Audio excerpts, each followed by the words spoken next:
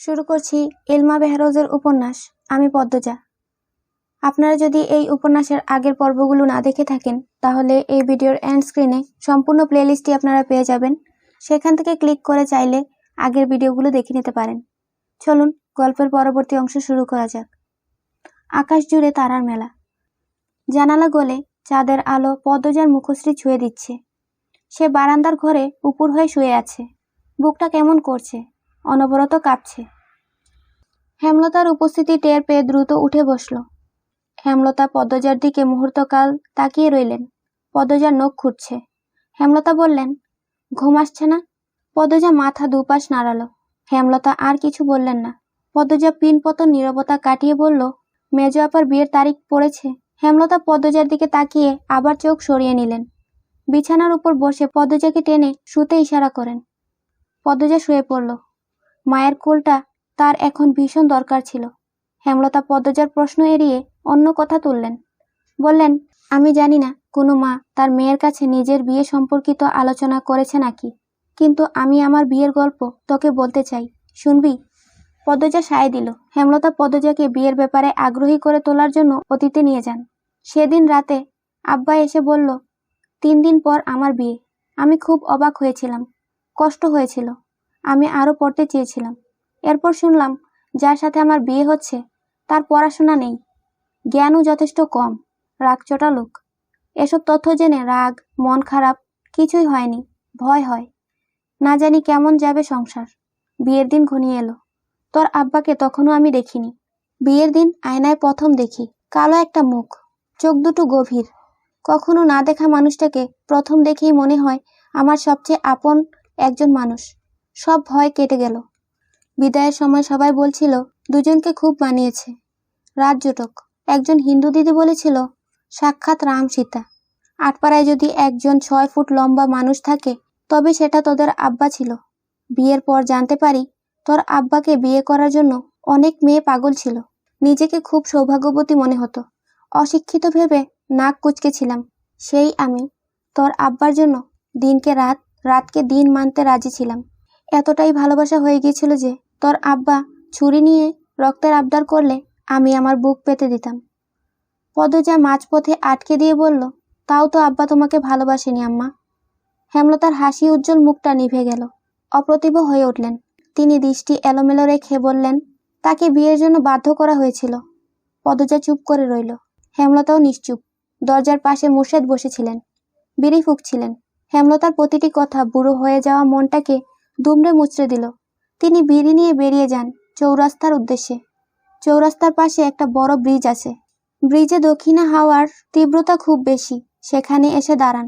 ফেলে আসা জীবনের প্রতিটি পদক্ষেপ চোখ বুঝে মনে করার চেষ্টা করেন।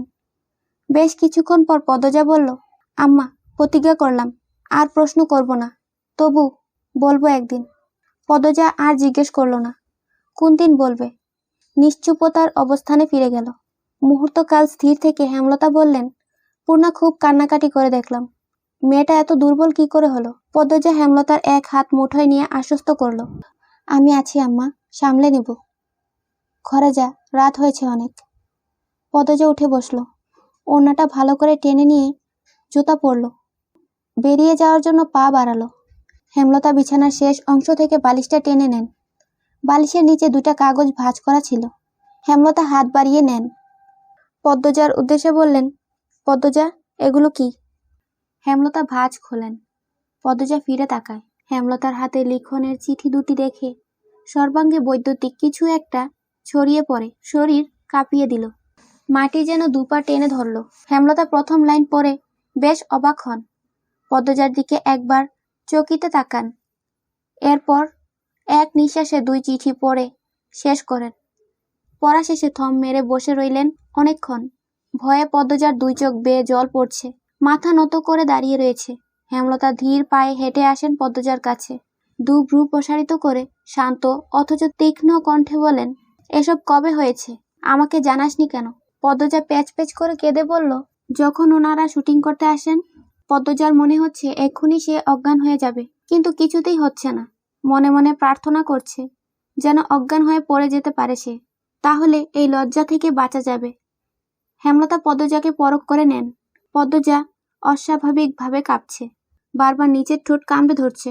পদ্মজা হেমলতাকে চুপ থাকতে দেখে বলল, তুমি যা বলবা তাই হবে আম্মা, আমার উপর রেগে যেও না। আজ যেন শুধু মোড়ল বাড়ির মাথার উপরেই সূর্যটা উঠেছে। সকাল থেকে আত্মীয় আপ্যায়নের প্রস্তুতির তোড়জোড় চলছে, সবাই ঘেমে একাকার। বাড়ির প্রতিটি মানুষ ব্যস্ত। মোর্শেদ হিমেল ও প্রান্তকে নিয়ে বাজার করে ফিরেছেন সূর্য ওঠার মাথায়। লাহারি ঘরের পাশে বড় উনুন করা হয়েছে। সাধারণ চালের পরিবর্তে সুগন্ধি সিদ্ধ চালের ভাত রান্না করা হয়েছে। ফিরনি, রাজহাঁসের মাংস রান্না হচ্ছে। বাড়ি জুড়ে রমরমা ব্যাপার। একদিন আগের ঘটনা ধামাচাপা পড়েছে 95 ভাগ। ছোট ছোট দরিদ্র ছেলেমেয়েরা খাবারের গ্রান পেয়ে ছুটে এসেছে মোড়ল বাড়ি। সবার মধ্যেই নতুন উত্তেজনা, নতুন অনুভূতি। শুধু পূর্ণা এখনো সেদিনের ঘটনা থেকে বেরোতে পারছে না। চিত হয়ে শুয়ে আছে ঘরে। পদ্মজা মঞ্জুরা এবং শিউলির মাকে কাজে সাহায্য করছিল। হেমলতা ধমকে ঘরে পাঠিয়ে দেন। পদ্মজা ঘামে ভেজা কপাল মুছতে মুছতে ঘরে প্রবেশ করে। পূর্ণার দু চোখ জলে নদী। পদ্মজা বিছানার উপর পা তুলে বসল। পূর্ণা পদ্মজার উপস্থিতি টের পেয়ে হাতের উল্টো পাশ দিয়ে চোখের জল মুছল। পদ্মজা কণ্ঠ খাদে নামিয়ে বলল, চোখের জল কি শেষ হয় না? পূর্ণা নিরুত্তর। পদ্মজা অভিজ্ঞ স্বরে বলল, দেখ পূর্ণা, এসব মনে রাখলে তোরই ক্ষতি। দেখছিস না আমি একদিনের ব্যবধানে সব ভুলে হবু শ্বশুরবাড়ির মানুষদের জন্য রান্নাবান্না করছি। তুইও ভুলে যা, তোর বন্ধুরা আসছে, তুই নাকি তাদের ধমকে দিয়েছিস। এটা কিন্তু ঠিক না। পূর্ণা পদ্মজার দিকে তাকালো, দৃষ্টি ভীষণ শীতল। পদ্মজাকে বলল, সত্যি ভুলতে পেরেছ আপা? পদ্মজা সঙ্গে সঙ্গে উত্তর দিল, ভুলিনি, কিন্তু সহ্য করতে পেরেছি। তোর মতো চোখের জল অপাত্রে ঢালছি না। পূর্ণা উঠে বসে একটা বালিশ বুকে জড়িয়ে ধরে দায়সারাভাবে বলল, তুমি অনেক শক্ত আপা, আমি খুব দুর্বল, আমি ভুলতে পারছি না। পদ্মজা আর এই বিষয়ে কথা বাড়ালো না। পূর্ণার গা ঘেঁষে বসে ফিসফিসিয়ে বলল, গতকাল রাতে কি হয়েছে জানিস? কি হয়েছে?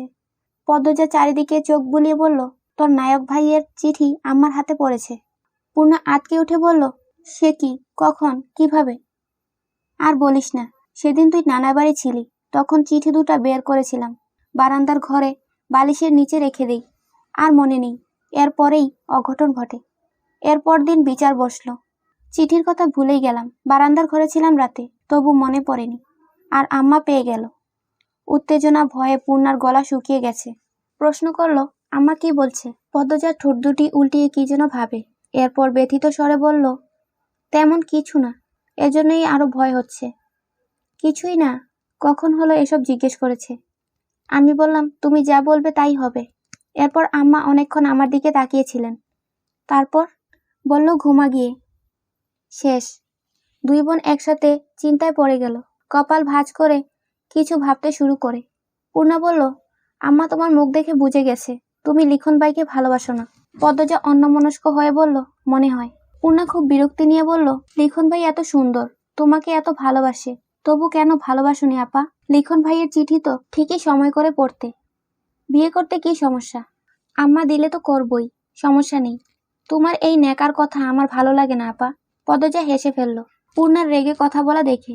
পদ্মজা পূর্ণার এক হাত মুঠোয় নিয়ে বলল, গতকাল রাতে আম্মা আব্বার প্রতি ভালোবাসাটা আমাকে বলেছে। প্রথম দেখেই নাকি আপন আপন লেগেছিল। আব্বার জন্য আম্মা দিনকে রাত, রাতকে দিন মানতে রাজি ছিল, এতটা ভালোবাসতেন। আমার তেমন কোনো অনুভূতি হয়নি তোর নায়ক ভাইয়ের জন্য। প্রথম প্রথম কোনো পুরুষের চিঠি পেয়েছিলাম, সবকিছুই নতুন ছিল, তাই একটা ঘুরেছিলাম, নতুন অনুভূতির সাক্ষাৎ পাচ্ছিলাম। আম্মার ভালোবাসার কথা শোনার পর থেকে মনে হচ্ছে আমি ওনাকে ভালোবাসিনি, সবটা মোহ ছিল। তবে উনি খুব অসাধারণ একজন মানুষ। আম্মা ওনার হাতে তুলে দিলে আমাকে কোনো ভুল হবে না, কিন্তু এটা এখন কল্পনাতীত। পরিস্থিতি পাল্টে গেছে, আমার বিয়ে ঠিক হয়ে গেছে। পদ্মজার এত কথা উপেক্ষা করে পূর্ণা কটমট করে বলল, তোমার কি কালা চাঁদরে দেখে আপন আপন লাগে? পদ্মজা চোখ ছোট ছোট করে জিজ্ঞেস করলো, কালা চাঁদ কে? পূর্ণা মিনমিনিয়ে বলল, তোমার হবু জামাই। তারপরেই গলা উঁচিয়ে বলল, আমিও কালা জানি, কিন্তু আপা তোমার জন্য লিখন ভাইয়ের মতো সুন্দর জামাই দরকার। পদ্মজা এক হাতে কপাল চাপড়ে বলল, এখনো লিখন ভাই, যা তোর সাথে তোর নায়কের বিয়ে দিয়ে দেব। এখন আয়, ঘর থেকে বের হ, মুক্তা, সোনামণি, রোজিনা আসছে, তোর সাথে কথা বলবে। আয় বলছি, আয়। পূর্ণাকে টেনে নিয়ে বের হলো পদ্মজা। সূর্য মামার রাগ কমেছে। মোড়ল বাড়ির মাথার উপর থেকে দূরে গিয়ে দাঁড়িয়েছে। সদরঘর ভর্তি মানুষ। হাওলাদার বাড়ির বউদের গ্রামবাসী শেষবার তাদের বিয়েতেই দেখেছে। আবার দেখার সুযোগ হওয়াতে দল বেঁধে মানুষ এসেছে। লোকমুখে শোনা যায় হাওলাদার বাড়ির মেয়ে বউদের সারা অঙ্গে সোনার অলংকার ঝলমল করে। মগা মদন সহ আরো দুজন বৃত্ত মোরল বাড়ির গেইটে দাঁড়িয়ে বাড়ি পাহারা দিচ্ছে। পদ্মজাকে শাড়ি পরাচ্ছেন হেমলতা। পদ্মজা এর আগে কখনো শাড়ি পরেনি। পূর্ণাপ্রেমা ছোট হয়েও পড়েছে। পদ্মজার কখনো ইচ্ছে করেনি, তাই সে হেমলতাকে বলল, প্রথম শাড়ি তুমি পরাবে আম্মা। শাড়ি পরানো শেষে চোখে কাজল এঁকে দেন। ঠোঁটে লিপস্টিক দিতে গিয়েও দিলেন না। মাথার মাঝ বরাবর স্মৃতি করে চুল খোপা করতেই পূর্ণা ছুটে আসে, হাতে শিউলি ফুলের মালা। হেমলতা মৃদু ধমকের স্বরে বললেন, এতক্ষণ লাগলো? হেমলতার কথা বোধহয় পূর্ণার কানে গেল না। পূর্ণা চাপা উত্তেজনা নিয়ে বলল, আল্লাহ, আপারে কি সুন্দর লাগছে। পদ্মজার লজ্জায় মিয়ে গেল। চোখ মুখে লাল আভা ছড়িয়ে পড়ে। হেমলতা পদ্মজার খোপায় ফুলের মালা লাগিয়ে দিয়ে বললেন, শুধু রূপে চারিদিক আলোকিত করলে হবে না, গুণেও তেমন হতে হবে। পদ্মজা বাধ্যের মতো মাথা নাড়ল। তখন হুড়মুড়িয়ে সেখানে উপস্থিত হলো লাবণ্য। দৌড়ে এসে পদ্মজাকে জাপটে ধরে এক নিঃশ্বাসে বলেও ফেলল, আল্লাহ, পদ্ম, তুই আমার ভাবি হবি? আমার বিশ্বাসই হইতেছে না। মনে হইতেছে স্বপ্ন দেখতাছি। ইয়া মাবুদ, শাড়িতে তোরে পরি লাগতাছে। বাড়ির সবাই ফিট খাইয়া যাইব। দেহিস। পদ্মজা কি বলবে ভেবে পেল না, শুধু হাসল। হেমলতা পদ্মজার মাথায় ঘুমটা টেনে দেন। লাবণ্যকে বলেন, তোমার সইকি নিয়ে যাও। পদ্মজা হেমলতার হাতে হাত রেখে অনুরোধ করে বলল, আম্মা, তুমি আসো। হেমলতা হাসেন। পদ্মজার মাথায় এক হাত রেখে বললেন, কয়দিন পর থেকে এরাই তোর আপন, মা পাশে থাকবে না। পদ্মজার চোখ দুটো ছলছল করে ওঠে। ছলছল চোখ নিয়ে তাকিয়ে রইল মায়ের দিকে।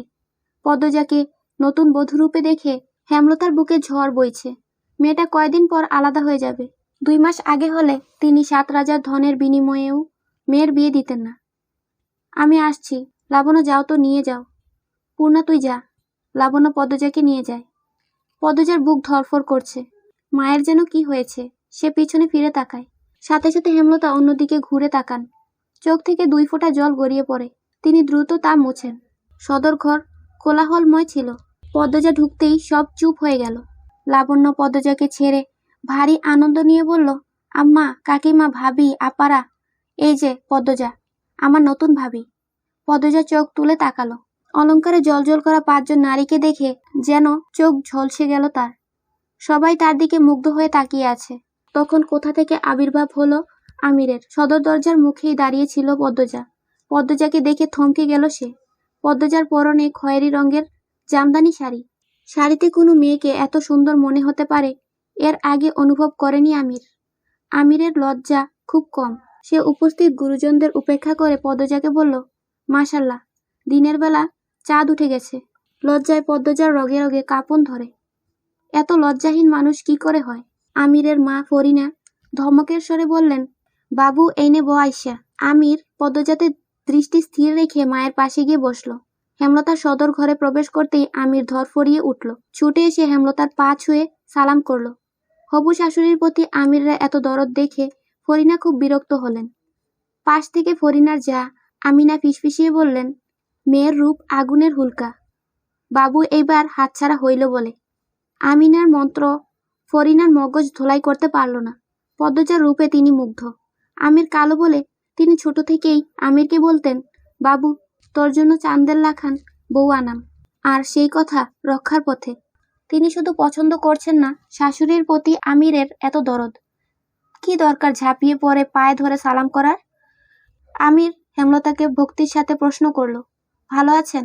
হেমলতা মিষ্টি করে হেসে বললেন, ভালো আছি, যাও গিয়ে বসো। আমির বাধ্যের মতো মায়ের পাশে গিয়ে বসল। মজিদ মাতব্বর মোর্শেদের সাথে বাইরে আলোচনা করছেন। আর কোনো পুরুষ আসেনি বাড়িতে। তারা বিয়ের আয়োজনে ব্যস্ত। মুহূর্তে পদ্মজার সারা অঙ্গ সোনার অলংকারে পূর্ণ হয়ে উঠল। রূপ বেড়ে গেল লক্ষগুণ, যার কোনো সীমা নেই। যার সাথেই পদ্মজা কথা বলেছে সেই এগিয়ে এসে বালা নয়তো হার পরিয়ে দিয়েছে। কি অবাক কাণ্ড! সবাই আড্ডা দিচ্ছে, পদ্মজা চুপ করে বসে আছে। কেউ কিছু প্রশ্ন করলে উত্তর দিচ্ছে। লাবণ্য একজনকে উদ্দেশ্য করে বলল, রানী আপা, বাড়ির পেছনে যাইবা? রানী খুশিতে গদগদ হয়ে বলল, যাব। তার খুশির কারণ লাবণ্য কিছুটা ধরতে পেরেছে। রানীর একজন প্রেমিক আছে, তাই শুধু সুযোগ খুঁজে দেখা করার। যেখানেই দাওয়াত পড়ে সেখানেই তার প্রেমিক উপস্থিত হয়। লাবণ্য সবার কাছ থেকে অনুমতি নিয়ে পদ্মজা, পূর্ণা এবং রানীকে নিয়ে বাড়ির পেছনে আসে। রানী বাড়ির পেছনে এসেই ঘাটের দিকে ছুটে যায়।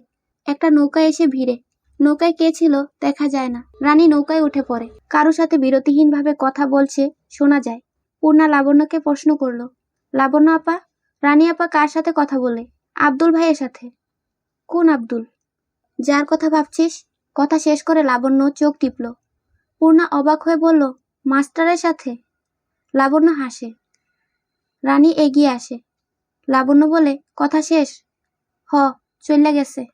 রানী পদ্মজার দিকে তাকিয়ে বলল, মাশাল্লাহ, তুমি এত সুন্দর, আমার কোলে নিয়ে আদর করতে মন চাইতেছে। পদ্মজা মুচকি হেসে বলল, আপনি খুব শুকনা, আমাকে কোলে নিতে পারবেন না। শুকনা হতে পারি, শক্তি আছে। রানীর কথা বলার ঢঙ্গে সবাই হেসে উঠল। পূর্ণা আমিরকে দেখে পদ্মজার কানে কানে বলল, আপা তোমার কালাচান আইতাছে। পদ্মজা পূর্ণাকে চোখ রাঙিয়ে বলল, কি সব কথা, ওনার বোনেরা আছে। লাবণ্য, রানী যা এখান থেকে। আমিরের আদেশ শুনে রানী লাবণ্য খুব বিরক্ত হলো।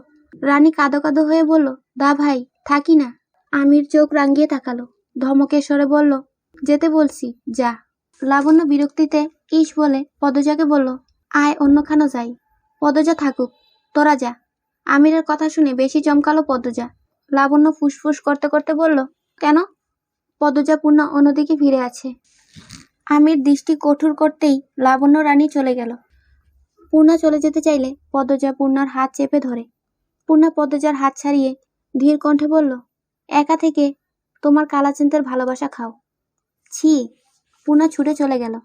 আমির পদ্মজার পাশে এসে দাঁড়াতেই পদ্মজা বলল, বিয়ের আগে গুরুজনদের না জানিয়ে এভাবে একা কথা বলা ঠিক নয়। কি হবে? পদ্মজা কিছুক্ষণ নীরব থেকে বলল, কলঙ্ক লাগবে। আর কি বাকি আছে?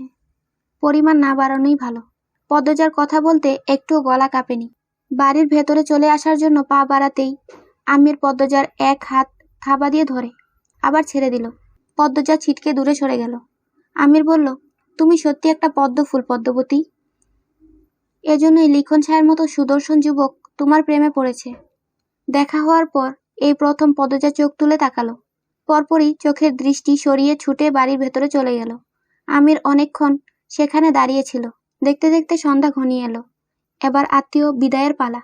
যাওয়ার পূর্বে লাবণ্য একটা কাগজ পদ্মজার হাতে গুজে দিয়ে বলল, দাবাই দিয়েছে। ঘুমাবার আগে পদ্মজা কাপা হাতে কাগজটির ভাঁজ খুলল। কাগজটিতে যত্ন করে লেখা, সারা অঙ্গ কলঙ্কে ঝলসে যাক, তুই বন্ধু শুধু আমারই থাক।